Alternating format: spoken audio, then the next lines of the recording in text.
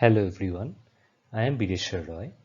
I am currently pursuing my 4th year PhD in the Department of Physics, Indian Institute of Science, Bangalore.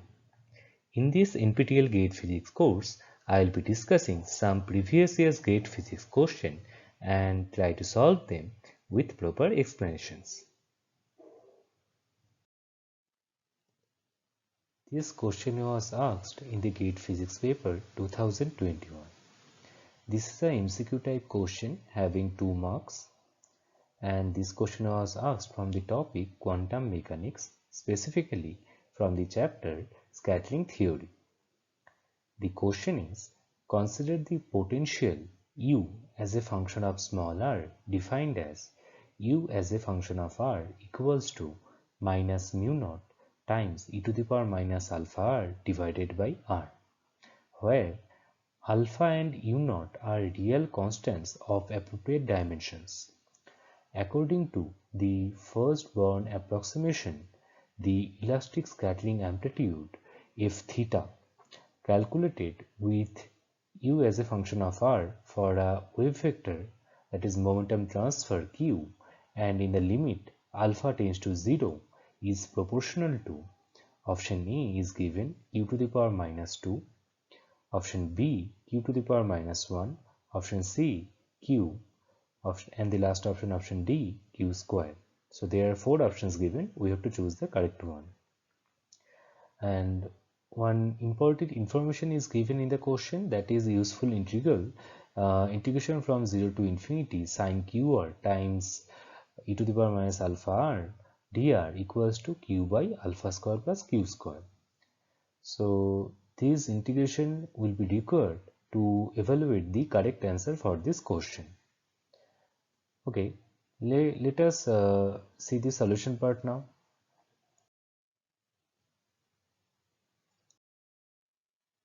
Before going to the main part of the solution, we will be discussing some important concepts regarding scattering theory in quantum mechanics, which will be highly useful to solve this problem. Then let us start. Let us consider a beam of particles having each of mass small m. They are traveling along the z-axis with some velocity v. Now we will be considering the incident particles as free particles. So the particle wave will be incident plane wave, and the plane wave will have a wave vector k naught. Now the incident particles will be scattered by scattering potential or target potential V. This target potential may come due to the target material kept at the origin or at the center. Now when the incident particles will reach near the target potential, they will experience a force. Now the range of the scattering force will be effective up to a distance r naught. So this effect of the scattering potential will remain in the sphere having radius r naught, where r naught is known as range of scattering potential. Now, due to the interaction of the incident particles with the scattering potential, the particles will get scattered in all the directions. After leaving the sphere, the incident particles move again along a straight line. So basically, when the beam of particles will be within this sphere of radius r naught, they will feel the effect of target potential. So they will experience a force and they will get scattered. But when after scattering they will come out of this sphere, they cannot experience the effect of target potential there. So they will act as free particle outside this sphere of radius r naught, and they will move along the straight line. The angle between initial and the final straight line is known as scattering angle, that is denoted by theta here. Now after scattering, all the particles will be scattered in all possible direction in the sphere. So we will be considering a small region, basically a small differential solid angle d omega, through which the particles, some particles are getting scattered. So the cross section through which the some particles are getting scattered is dA equals to r square time the differential solid angle d omega, which is shown here by the dark region. So through this differential area dA, the scattered wave or particles will be scattered in d omega along theta and phi direction in the three-dimensional spherical polar coordinate. Till now, we have already seen when some incoming particles are reaching near the target potential or scattering potential V kept at the origin, the incoming particles will experience some scattering force due to the target material or target potential, and they will get scattered. So this scattering phenomena is basically happening due to the collision between the incoming particles and the target material. So this collision may be considered as two types depending on the phenomena. The two types of collisions are elastic or inelastic. Now the total number of collisions over the duration of the experiment is proportional to, first one is total number of incident particles, and second one is number of target particles or target potentials per unit area in the path of the beam.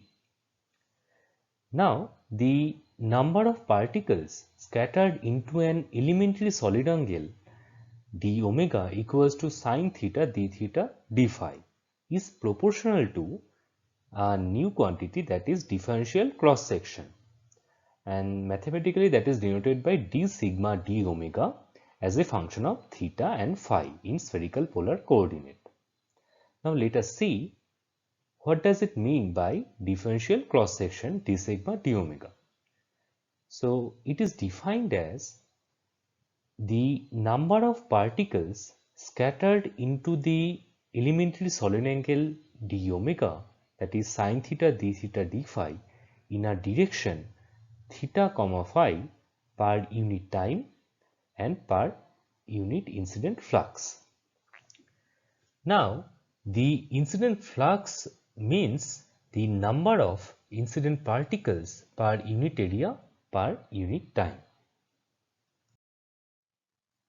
Till now, we have already discussed about the differential scattering cross section d sigma d omega in a scattering experiment.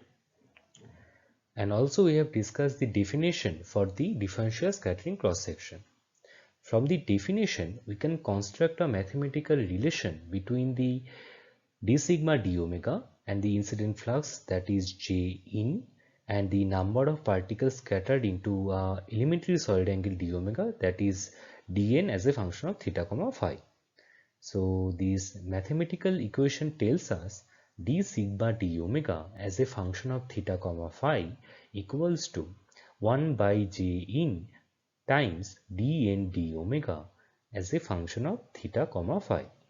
Here J in is the incident flux, that is number of incident particles per unit area and per unit time, and dn as a function of theta comma phi is the number of particles scattered into the solid angle, elementary solid angle d omega, that is sine theta d theta d phi in a direction of theta comma phi in the spherical polar coordinate per unit time. Now if we know this differential scattering cross section in a scattering experiment, then we can calculate the total scattering cross section in that experiment, and this total scattering cross section is given by sigma t equals to integration of d sigma d omega over the entire solid angle. So this integration will run for theta and phi, and theta ranges from 0 to pi and phi ranges from 0 to 2 pi in this spherical polar coordinate, and inside the integration we'll have d sigma d omega times d omega will give this term sine theta d theta d phi. Now we'll consider a special case. Our scattering potential is spherically symmetric. If we consider our potential is spherically symmetric, then for that the d sigma d omega will be only the function of theta. So d sigma d omega will not depend on the phi term. Hence our total scattering cross section will also be the function of theta only, not phi. So for the special case, this total scattering cross section sigma t will be 2 pi times integration over theta equals to 0 to pi d sigma d omega as a function of theta sine theta d theta. Here 2 pi is coming for the integration of phi from 0 to 2 pi. Now the dimension for the differential scattering cross section and the total scattering cross section is area, and the typical unit used for this scattering cross section is barn. One barn is basically equals to 10 to the power minus 28 meter square. Now we'll be discussing briefly about the scattering amplitude. So basically what will be the amplitude of the scattered wave when an incident particle beam or particle wave is getting scattered out due to the target potential or target material. At large distances from the scatterer, the effect of scattering potential is negligible. That we have already seen in the first slide. So basically there will be only the effect of scattering potential on the particles within some scattering potential range or not. Otherwise the particles will not feel the effect of scattering potential. The parallel beam of incident particles can be represented by the free particle equation, that is plane wave equation, that is given by psi incident as a function of r vector equals to a times e to the power I k naught dot r vector. Here k naught is the wave vector for the free particle wave. Now as the particle beam is moving along the z direction, we can write the wave function for the incident particles as psi incident as a function of r vector equals to a times e to the power I k naught z. So this is the equation of wave, plane wave moving along the z direction. Now before the interaction with the target, the particles with incident beam are independent of each other and they move like free particles with the momentum h cut k naught vector. Now when the incident wave collides with the target material, an outgoing wave is scattered out. In case of isotropic scattering, the scattered wave will be spherically symmetric. So then we'll have the scattered wave in the form of a times e to the power I k dot r by r. But in reality, the scattered wave is not spherically symmetric. Its amplitude depends on the direction theta comma phi along which it is getting scattered. Therefore, the actual scattering wave function is given by psi scattered as a function of r vector equals to a times scattering amplitude function, that is f theta as a function of theta comma phi times e to the power I k dot r divided by r. This is a spherically diverging scattered wave, and this f as a function of theta comma phi is known as scattering amplitude. Now for the case of spherically symmetric potential, that means our scattering potential only depends on the distance from the center, that is r, then our scattering wave function can be written as a times the scattering amplitude as a function of theta, that is f as a function of theta, times e to the power I k dot r divided by r. So for this special case, spherically symmetric potential, the scattering amplitude will be only function of theta, not phi. Here theta is the angle between the scattered wave vector k and the incoming particle wave vector k naught. Now, what is the relation between the differential scattering cross section d sigma d omega and the scattering amplitude f as a function of theta comma phi? The relation is d sigma d omega equals to k by k naught times mod square of scattering amplitude, that is f as a function of theta comma phi. Here k is the magnitude of the scattered wave vector and k naught is the magnitude of incoming or incident wave vector. Now for the case of elastic scattering, where the momentum and energy conservation holds, for that case k will be equal to k naught. So for the case of elastic scattering, d sigma d omega equals to mod square of scattering amplitude, that is f as a function of theta comma phi. Now we'll discuss about an approximation in scattering theory, that is first born approximation.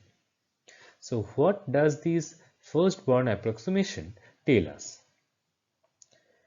This approximation tells us if the scattering potential or the target potential V as a function of r vector is weak enough, or we can say the incident particle energies are larger enough than the scattering potential, then there will be slight distortion of the incident plane wave.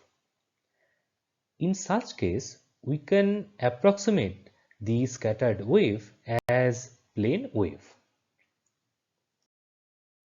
The scattering amplitude can be written as f as a function of theta and phi equals to minus mu by 2 pi h car square times integration of e to the power I k vector minus k naught vector dot product with r vector multiplied with v as a function of r vector, that is the scattering potential, times the elementary volume dq bar. Here mu is the reduced mass between the target material and the incoming or incident particle. And we'll consider this k vector minus k naught vector as q vector, which is known as momentum transfer vector. Then the integration will take the form minus mu by 2 pi h car square times integration of e to the power I q vector dot r vector times v as a function of r vector times the dq bar. Okay, then we can take the mod of q vector, that is basically mod of k naught vector minus k vector, which will give root over mod of k naught square plus mod of k square minus 2 times mod of k times mod of k naught times cos theta. Here theta is the angle between k vector and k naught vector. Now for the elastic scattering, the k equals to k naught. So we can take the k square term inside the square root to the outside. So it will give a k term outside the square root, and the remaining term inside the square root will be 2 minus 2 times cos theta. From the trigonometric formula, we know 1 minus cos theta equals to 2 sin square theta by 2. If we put that, then finally we will get mod of q equals to 2 times k times sin theta by 2. Now we have k vector minus k naught vector equals to q vector. If we take the dot product with r vector both sides, then it will give k vector minus k naught vector dot product with r vector equals to q times r times cos theta, where theta is the angle between q vector and r vector. Now for spherically symmetric potential, v as a function of r vector will be v as a function of r. That is the distance from the origin. For spherically symmetric potential case, the scattering amplitude f will be only function of theta, and that can be written as minus mu by 2 pi h car square times integration of e to the power I q r cos theta times v as a function of r times the volume element will give r square sine theta dr d theta dy. Now we have the expression for the scattering amplitude f as a function of theta for the spherical potential case. So in this expression there is no term involving or as a function of phi. So the integral over phi will give only 2 pi here. We have the integration over theta from 0 to pi of sine theta e to the power I q r cos theta times d theta. So this we can write it as minus 1 by I q r times integration of 0 to pi e to the power I q r cos theta times d of I q r cos theta. So basically this d of I q r cos theta will give minus I q r times sine theta times d theta, and that minus minus will give plus and IQR will get cancelled out. Basically as a result we will get this expression. So basically we have rearranged this integral like this. So the integration over theta from 0 to pi sine theta e to the power IQR cos theta can be written as minus 1 by IQR times e to the power I q r cos theta. The boundary conditions are theta is equal to 0 to theta is equal to pi. So this will give minus 1 by I q r times e to the power minus I q r minus e to the power I q r.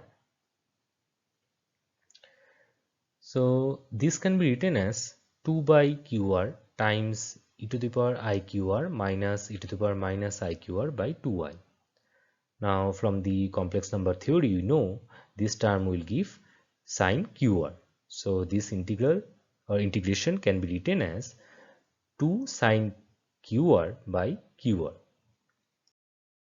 So if we use the integral performed in the last slide in the expression for the f as a function of theta, then we'll get this final expression for the f, that is f as a function of theta equals to minus 2 mu by h car square times q integration over r from 0 to infinity r sine qr times v as a function of r times dr. So this is the expression for the scattering amplitude under Born approximation for spherically symmetric potential. Now coming to our question. In our question it is given that the scattering potential u as a function of r is given by minus u naught times e to the power minus alpha r divided by r. So you can see this potential is spherically symmetric because only this potential is depending on the small r. So we'll put this scattering potential inside this expression. So we'll get the scattering amplitude f as a function of theta equals to minus 2 times mu by h car square q times integration from 0 to infinity r sine qr times minus mu naught e to the power minus alpha r divided by r, that is the scattering potential, times dr. So r and r will get cancelled out here. So our f as a function of theta becomes 2 times mu times u naught divided by h car square times q times integration of 0 to infinity sine qr times e to the power minus alpha r dr. Now it is given in the question the integration from 0 to infinity sine qr e to the power minus alpha r dr equals to q by alpha square plus q square. So we'll use this result here. Then we'll get f as a function of theta equals to 2 times mu times u naught by h car square q times q by alpha square plus q square. So q and q will get cancelled out from the numerator and denominator. So finally we'll get f as a function of theta for that given potential equals to 2 times mu times u naught divided by h cut square times alpha square plus q square. So in the limit of alpha tends to 0, we can put alpha equals to 0 here. Then the f as a function of theta will be 2 mu u naught divided by h cut square times q square. So basically in that limit, the f as a function of theta proportional to 1 by q square, that is q to the power minus 2. Hence the option A is the correct answer for this question. So we have already discussed the important concepts required to solve this question, and we found that the elastic scattering amplitude calculated with the potential u as a function of small r, that is given by this, for the wave vector or momentum transfer small q, and in the limit alpha tends to 0, is proportional to option A, that is q to the power minus 2.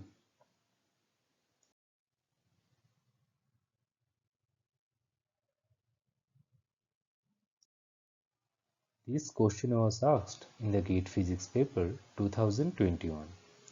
This is a MCQ type question having 2 marks, and this question was asked from the topic solid state physics.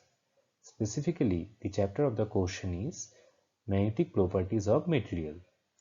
The question is, the free energy of a ferromagnet is given by F equals to F naught plus A naught times T minus Tc times m square plus B m to the power 4, where F naught, A naught and B are positive constants.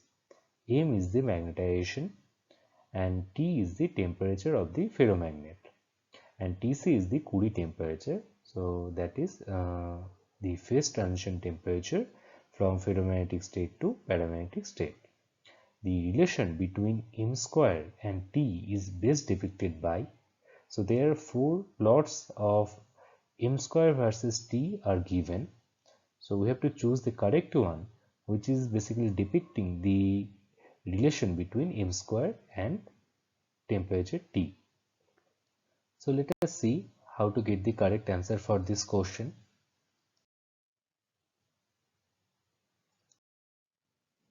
The Helmholtz free energy dF for a system is given by less or equals to minus P dV minus S dt. Here P is the pressure, V is the volume, S is the entropy and T is the temperature. For a process in which the temperature and the volume remains constant, the Helmholtz free energy F will be minimized.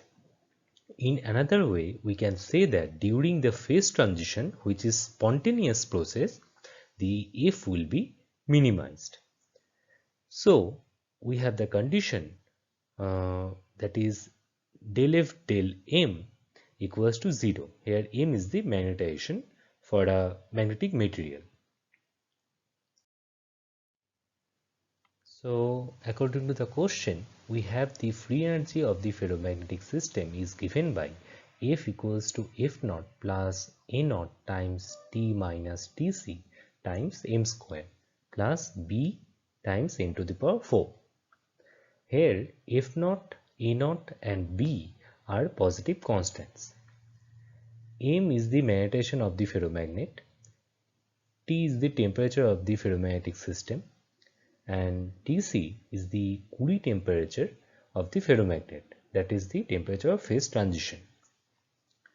Now we have to minimize this free energy of this ferromagnet.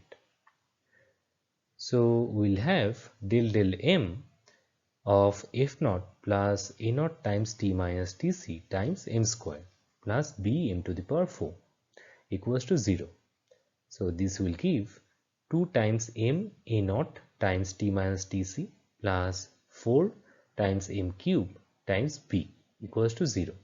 So we'll take 2m as common, then we'll have 2m times A naught times T minus Tc plus 2 times m square B equals to 0. So from the last equation we have 2 conditions. First one is 2m equals to 0 and second one is A naught times T minus Tc plus 2bm square equals to 0. Now This first relation is not true because for a ferromagnetic system it is magnetized, so M cannot be 0. So we will not consider this. So we will consider this second expression. So this is A naught times T minus Tc plus 2Bm square equal to 0. This will give 2Bm square equals to A naught times Tc minus T.